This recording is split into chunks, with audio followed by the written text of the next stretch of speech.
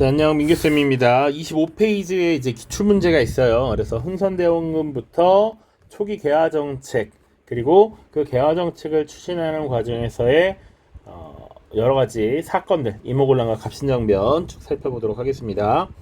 자, 대표 기출문제 이제 10문제 살펴볼 텐데요. 사실 여기 엄선되어 있는 기출문제만 잘 풀어도 여러분들이 실제 수능에서 1등급을 받는 게 크게 문제가 없다라고 생각을 합니다. 알겠죠? 잘 봐두고 키워드들 중심으로 잘 암기하면 충분합니다. 자, 가, 나 시기 사이에 있었던 사실로 옳은 것만을 보기 위해서 고른 것은 가, 철종이 죽고 왕위를 잃을 자손이 없자 대비 조시명으로 흥선군의 둘째 아들이 즉위하였다. 이에 대비를 높여 대왕 대비를 하고 왕의 아버지 흥선군을 대원군이라 하였다. 지금 흥선대원군의 등장이죠. 그치? 자, 그래서 이 둘째 아들이 이제 고종이라고 하는 왕이 되는 것이고요. 고종이 즉위하면서 지금 흥선대원군이 등장했다라는 거야. 나 보시면 호조참판 최익현이 왕에게 친정을 권하면서 직함도 없는 종친의 정치 참여를 비판하였다. 이를 두고 조정이 시끄러워지자 마침내 대원군이 권력을 놓고 일선에서 물러나게 되었다. 자, 그러니까 사실은 가나 사이 시기는 흥선대원군의 등장부터 시작해서 사실상 이제 하야라고 합니다. 정치 중심에서 물러나는 거. 요거 하야라고 하는 거 보시면 흥선대원군이 활동했던 시기에 있었던 일을 고르라라는 얘기죠. 자, 1번 기억 보시죠. 척합의가 건립되었다. 맞죠? 통상수교 거부 정책을 이제 보여주는 대표적인 유물이잖아요. 자, 신미양요라고 하는 사건. 우리가 지금 앞선 강의에서는 병인양요, 오페르트 도굴 사건, 그리고 신미양요 이렇게 살펴봤죠.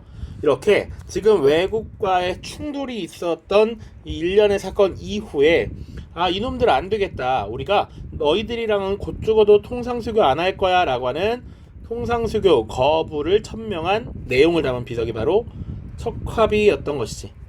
요거 잘 기억하고 있느냐라는 겁니다. 자, 척합의 건립 맞고요. 호포제가 실시되었다. 맞죠? 호포제가 뭐였습니까? 당시 삼정의 문란 중에서 백성들이 당시 고통받던 세 가지의 세금을 삼정이라고 했고, 전정, 군정, 환곡, 이 세 가지가 백성들에게 고통을 주는 거였단 말이야. 그래서 이 특히 군정의 문란을 해소하기 위한 방법으로 모든 지배, 양반도 이제 더 이상 특권을 누릴 수 없다라고 했던 것이 호포제였죠. 그래서 양반에게도 군포를 납부하게 되었다. 자, 디귿 한일 시자벽 아직 안 배웠는데 1907년에 체결한 조약입니다.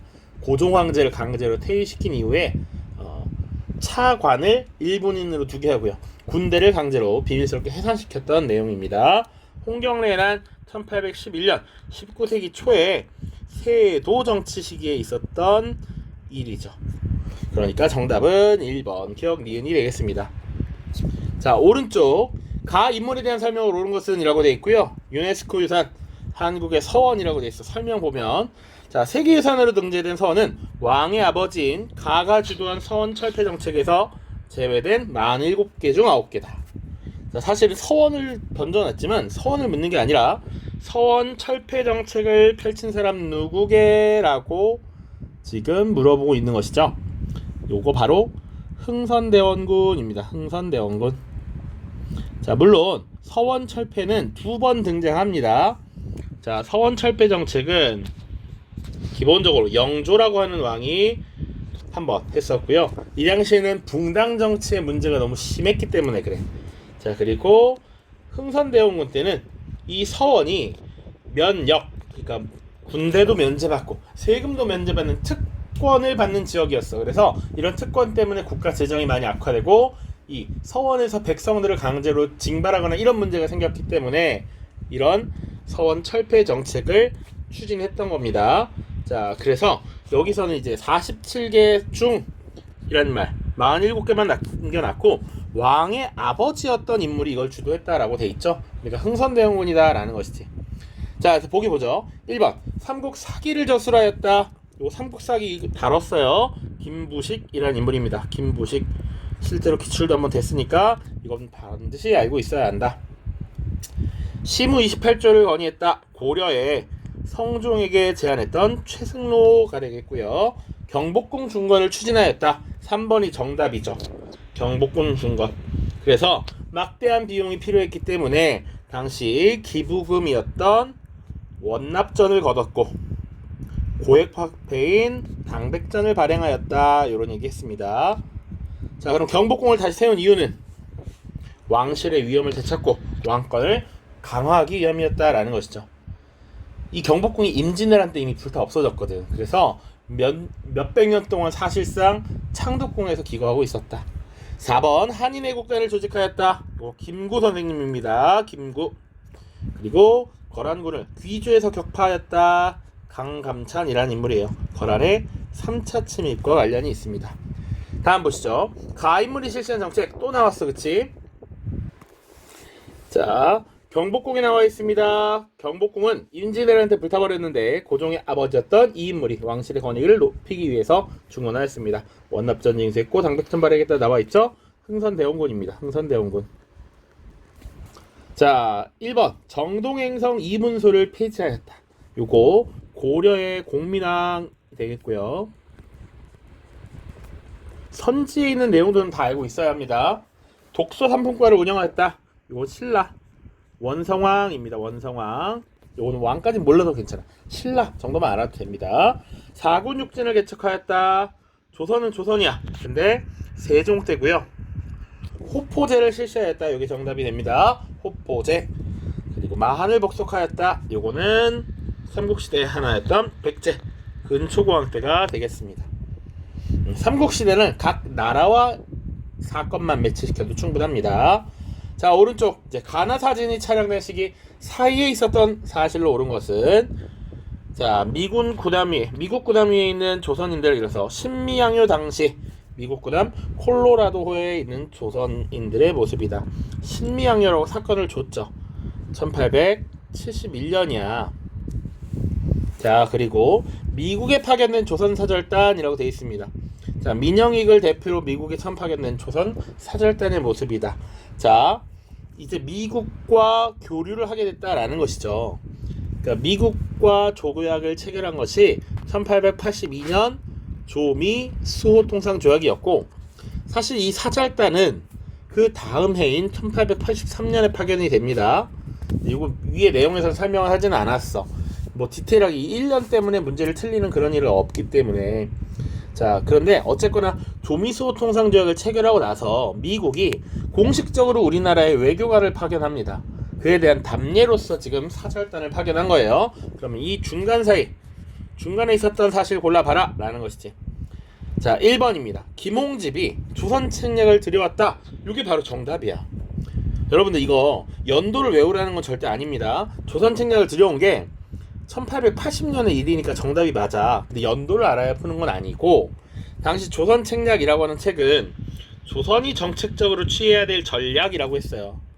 자, 그래서 이 조선 책략의 내용이 바로 미국과 교류해야 한다 라고 했단 말이야. 그래서 이 조선 책략이 들어오면서 조선 내부적으로 미국이란 나라와 교류를 해야 되는가 논의를 하기 시작했거든. 그래서 이 조선 책략은 조미소 통상조약 체결의 배경이니까 이거 잘 알고 있니? 라는 걸 물어본 거야. 그래서 연도, 가나 사이 물어봐도 맥락 없이 그냥 물어보는 게 아니라 주제가 있는 것으로 물어볼 것이다. 꼭 잘 기억하고 있어야 된다. 역사 문제에서는 배경과 결과, 인과관계, 원인과 결과, 인과관계를 명확히 파악하는 것이 중요합니다. 2번, 일본군이 간도 참변을 일으켰다. 이건 나중에 1920년대의 일입니다. 20년의 일이에요. 그래서 우리가 한 번쯤 영화로 봤었던 봉오동 전투라고 하는 것, 그리고 청산리 대첩이라고 하는 것으로 독립군이 승리를 거두거든요. 이 이후에 간도 지역에 있었던 한인들을 지금 탈탈탈 복수하고 털어버렸던 것이 일본군의 간도 참변입니다. 3번, 프랑스군의 외교장갑 도서를 약탈하였다. 이거 병인 양요죠. 병인 양요.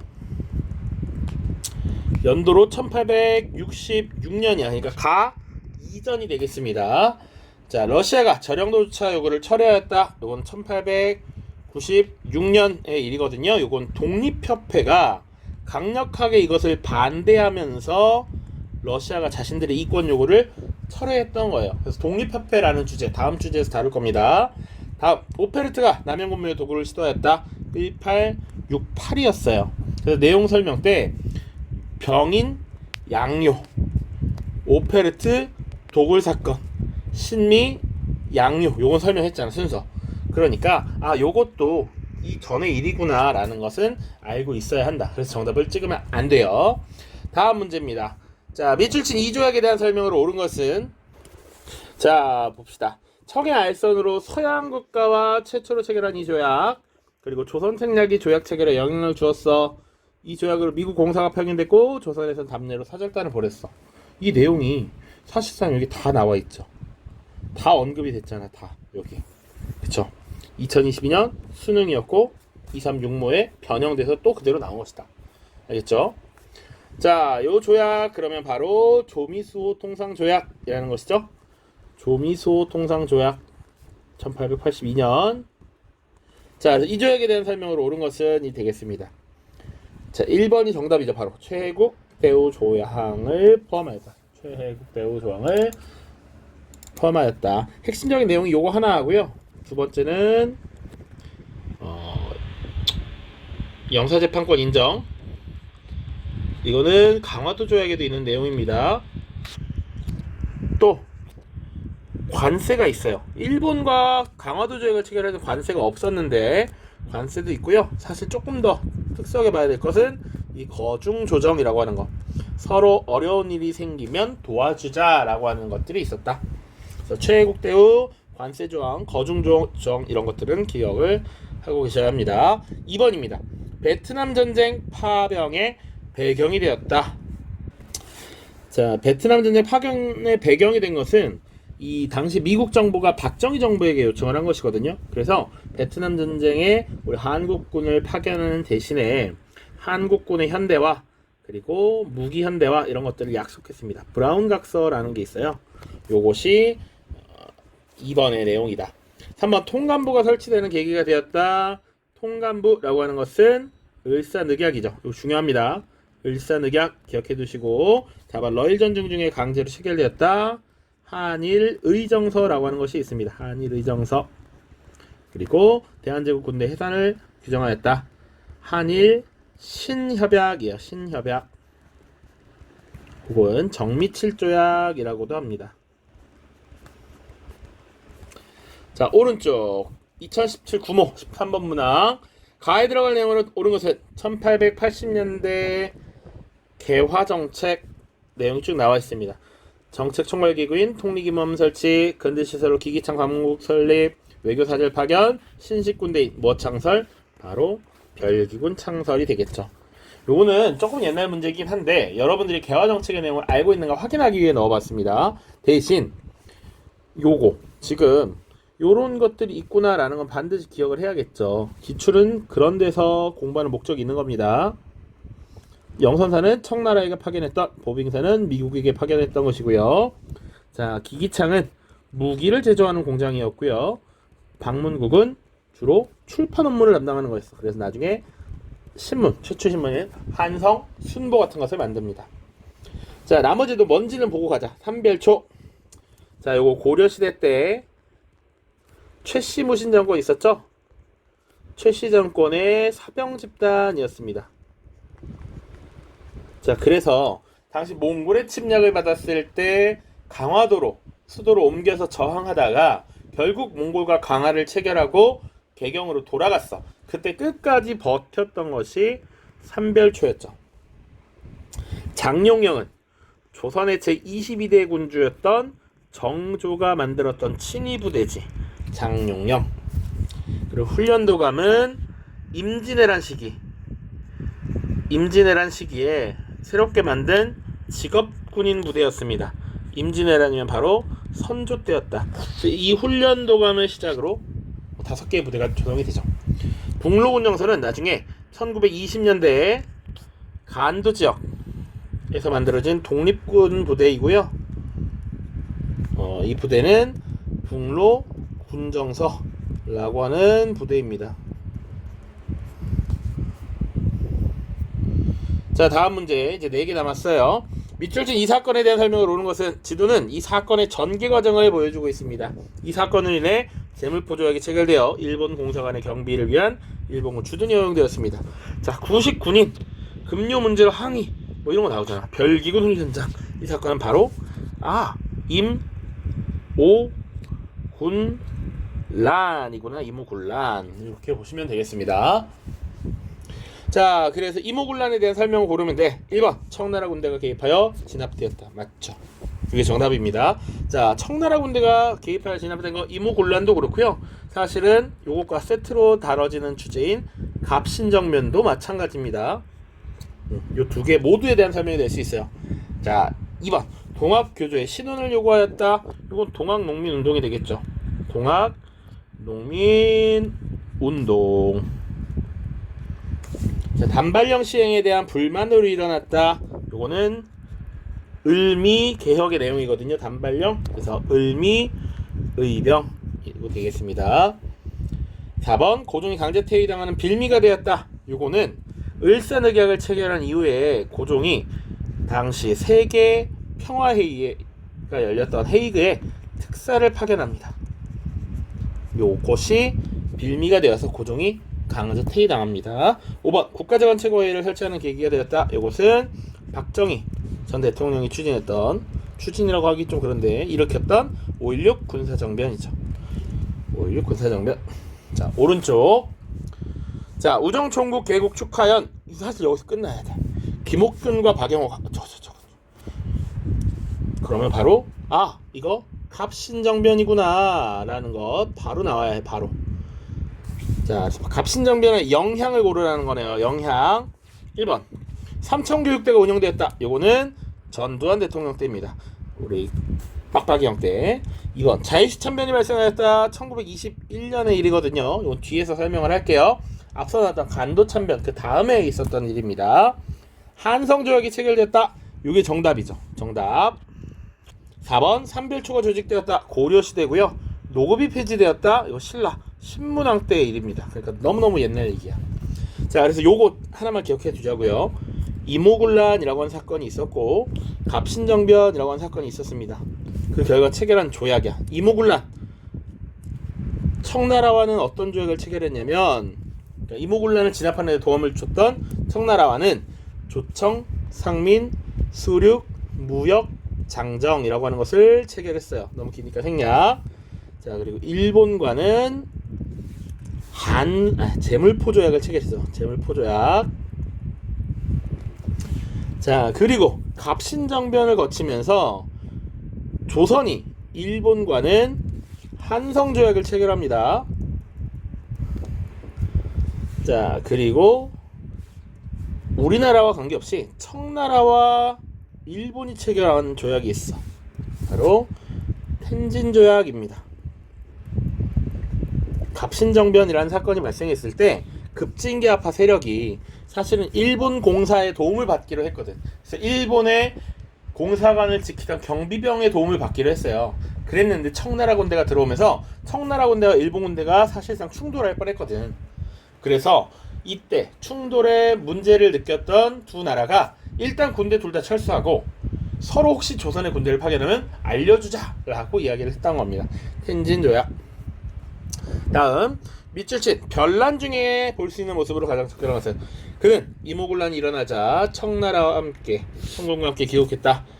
어쩌고저쩌고 하고, 자, 쭉 보면 김옥균 일파가 우정총국 개설 축하연을 계기로 별난을 일으켰다. 그럼 이 별난은 임오군란 아니고 갑신정변이 되겠죠. 그치? 갑신정변. 나머지 읽어보십시오. 자, 이 별난 중에 볼 수 있는 모습이래. 1번 군국기무처에서 일하는 관리. 자, 갑신정변은 1884년에 있었던 일이고요. 군국기무처라고 하는 관청은 1차 갑오개혁 때 개혁을 주도하던 기구입니다. 갑신정변으로부터 10년 뒤인 1894년의 일이에요. 원산 총파업에 참여하는 노동자, 요거는 뒤에 1929년 이제 사회주의 사상의 영향을 받아서 노동자들, 농민들이 투쟁을 하고 파업을 하게 되거든. 그런 것들의 대표적인 사례입니다. 노동투쟁입니다. 한국신민서사를 암송하는 학생 1930년대 이후 일제의 통치가 막바지로 접어들 때, 발악할 때, 전쟁을 벌일 때 이런 정책들이 추진이 되었고요. 밀립대학 설립 모금에 동참한 상인 1920년대 식민지 조선인들에게도 고등교육을 허가하겠다라는 일본의 발표가 있었기 때문에 이때 우리 힘으로 돈을 모아서 대학을 설립하자라는 움직임이 나타났다. 자, 정답은 5번입니다. 인민평등권의 제정을 주장하는 대화당 급진개화파 인사라는 것이죠. 이게 정답이 되겠습니다. 자, 오른쪽입니다. 가이드라을 내용으로 가장 적절한 것은, 자, 이항로 등은 열강의 통상 요구를 거부하고 침략에 맞서 싸우자라고 주장했어. 최익현은 외양일체론을 내세우면서 개항에 반대했어. 이만손 등 영남의 유생들은 만인소를 올려서 서양 열강과의 수교를 반대했지. 자, 각각 침략의 통상 요구를 거부하고 침략에 맞서 싸우자 요거를 한자로 뭐라 표현하냐면 화친을 배척하고 맞서 싸우자 전쟁을 주장했다. 척화주장론이라고 해요. 여기는 개항 반대 그리고 외양일체 나와 있죠. 그리고 서양 열강과의 수교를 반대했다. 개화를 반대했고요. 그리고 미국과의 수교를 반대한 거야. 특히 당시 미국과 조약을 체결하려는 움직임이 있었기 때문에. 그래서 이런 내용들 모두 아우르는 학습 주제가 뭐야? 라고 하면 선생님이 설명했듯이 위정척사운동의 전개라는 것이죠.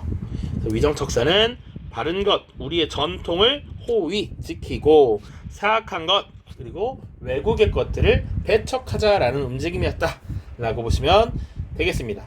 자, 다음 영상에서는 이제 28페이지에 있는 동학농민운동부터 광무개혁까지 쭉 다뤄보도록 할게요. 모두 고생 많았습니다. 안녕.